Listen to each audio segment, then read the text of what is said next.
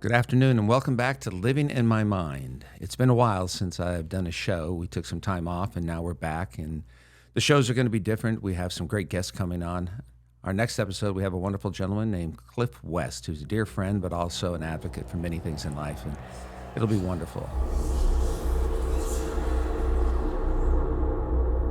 Over the last 5 months, I've done a lot of work on myself, but also with other individuals, and a lot of things that I've done usually with families. I want to talk about families today, how families are affected by addiction or mental health issues. The reason why many families never, ever get better and it becomes generational is because they don't make the right choices. There is a black and white choice. There is a right and wrong. There's no gray area. So many of us are afraid to let go, whether it's with family, friends, boyfriend, girlfriend relationships. We actually have the belief that if we don't stay there in a dysfunctional relationship, or we help someone, that if something happens to them, it's our fault. No, it's not. A good example, I've been working with a family in a certain part of the country. They have a young man in his 20s who has been living at home for 4 years, not working, stealing from mom and dad, lying to mom and dad, manipulating mom and dad all the time, 24 hours a day. So somebody called me and asked me if I would work with the family. I said yes. My first comment to them was, look, if you need my help, fine. If I help you, I'm not going to lead you, I'm going to guide you, because that's the only way that this can be done. If you choose not to listen to me, then I have to back out. Well, we started working. The family didn't realize certain things they needed to do. We got health insurance, which was important. Got him into a treatment program. After 10 days, this young man said that he was fine. The mother and I talked, and she said, look, he won't talk to me. He talks to my sister. And I said, well, here's the bottom line. It's 10 days. I said, you guys have had him in your house. Everything that he's done dysfunctional to you. If it happens again, you deserve it. It's not his fault. He's an addict. Well, he tells us he wants to kill himself. I said, here's the bottom line. How many times has he told you he wanted to kill himself? She said, since he was 18. I said, and he's how old? Early 20s. I said, he's not dead yet. And I said, here's what you have to understand. And she interrupted me. She goes, well, what if it happens and I feel guilty? I said, okay, I comprehend that. But here's the problem. If he keeps doing this, manipulating you into this by these comments, what's going to happen? He's going to be in his 30s, the same situation. Then you and your husband have nothing to complain about. Then you are the problem, not him anymore, because he's an addict. We already see he's an addict. He has some mental health issues, chemical dependency issues. His whole life, anything that's gone negative has had to do with his addiction to mental health. He's never wanted to admit that he has mental health issues, but he'll be the first to tell you he's depressed.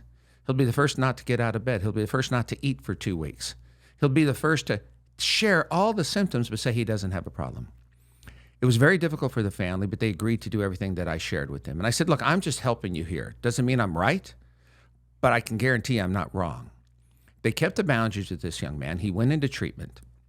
10 days after there, he told them, well, I'm going to be getting out, and I met a really wonderful girl in here. She's going to be my sponsor. I was like, well, that really doesn't sound right, because first of all, if you met someone in there and she's going to be your sponsor, first of all, no male should be a sponsor for a female, and no female should be a sponsor for a male. It just doesn't work that way. And so that was a huge problem. Well, I'm not going to come home. Well, they let him know. They cut off his phone. They cut off the bank account that they opened up for him. All these different things. So he called him up. I got to listen to the message, and he said, I'm going to go kill myself tonight, and I hope that every one of you, blankety blank, blankety blank. So they let me listen. They said, what should we do? I said, let's wait till tomorrow.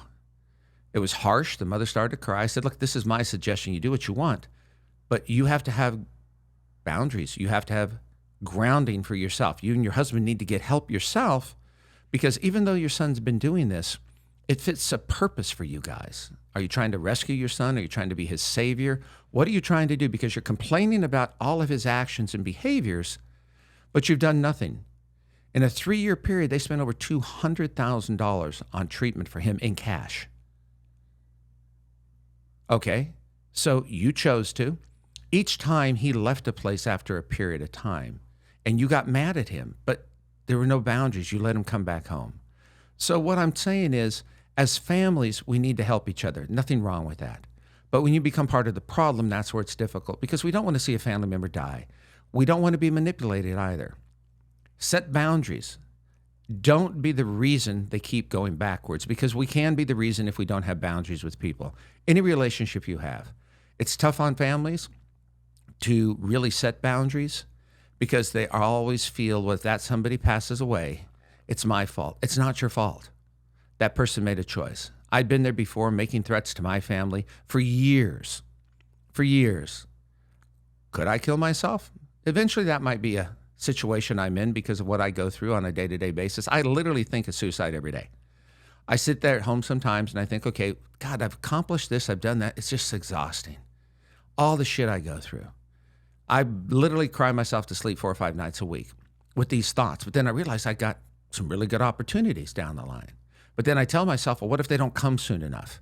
And it's that mind game we play with ourselves that it'd be easier not to wake up in the morning. But the reality is, even if there's a struggle, it's always nice to have the opportunity to struggle. So when you're working with your family, when you're working with a loved one, create boundaries from the beginning. It's not easy. But I want you to remember, you're not the reason if somebody decides to take their own life. Now, there are times where that situation does happen, and it's a whole different thing than what I'm talking about now. The mental health issues that many of us deal with are devastating. They're hard for us to understand. It's easier to manipulate other people. I used to use my mental health issues on anyone and everyone. When I go to work, I didn't feel good. I had a headache. I'd tell people my story. So if I called in sick or if something happened, I'd let them know that I was going through something. I always played a victim. And the reality is I victimized all the people around me. And many of us who deal with addiction or mental health issues, we play the victim. Doesn't work that way. When we're playing the victim, all we're doing is setting you up as the people who love us or the people who care and creating a bigger problem in your life. Because then what are you going to do? You're going to focus on me. My mother did it for years. She focused on me. She probably could have had a hell of a lot better life if it wasn't for the piece of shit that I was. And believe me, I was a piece of shit for a lot of things I've done in life. But now, at 62, I don't have a fucking single regret about what I've done in life. And that's good for me. Some of the people in my life still are angry. They get upset, and I find it funny because that's their way of doing it. I've learned not to let other people dictate to me how I need to live my life. And so if you're dealing with someone, reach out to me. I can help you make a difference. I work with some amazing people around the country, some amazing programs that help people and that really do help. There's a lot of programs out there that'll tell you what you want. It's kind of like, why do you think we have previews when you go to a movie? You see the best part of the movie. Then you go to the movie, you're like, holy shit, hopefully the popcorn's good. The reality is people give you something up front. You call a rehab center, you call any place out there, they're going to tell you everything you need to hear because many of us don't know. Many of us have no idea. We're just seeking help. We're dying inside to help someone, so we're definitely going to do it. Reach out to me. There's a phone number here. I'll help guide you through it. I'll help you make a difference in your life and a loved one. But the difference will only be what everybody participates in. There's no guaranteed answers. The only thing I guarantee is if you don't do something, not only are you going to have more problems for yourself, the individual you're trying to rescue or the individual you're trying to protect is going to stay the same place. It's never going to change. So be really careful about the choices you make. It's like anything. Why do people get a divorce? 99% of the relationship could be beautiful. It's that 1% something happened one day that could end it. Makes sense to me. It's hard to get over things.